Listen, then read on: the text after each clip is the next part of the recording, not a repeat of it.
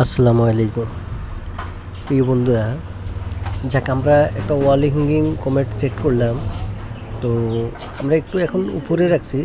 Wall hanging comet floor থেকে 14 ইঞ্চি দিই সব জায়গায়। তো এটা 16 ইঞ্চি রাখছি। 16 ইঞ্চি রাখার উদ্দেশ্য হলো আপনার ফ্লোরটা একটু উঁচা করতে হইব। ওই যে নিচে আপনার 2 ইঞ্চি লাইন দিয়া আপনার ফ্লোরের লাইন টানতে হয়েছে, তার কারণে একটু উঁচা করতে হইব। আর এখানে ফলসাদ নাই, ওই যে গিজারের পয়েন্টটা একটু উপরে রাখছি, যেহেতু ফলসাদ নাই এখানে রেখে দিছি।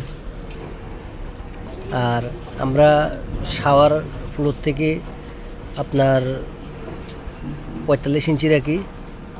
আর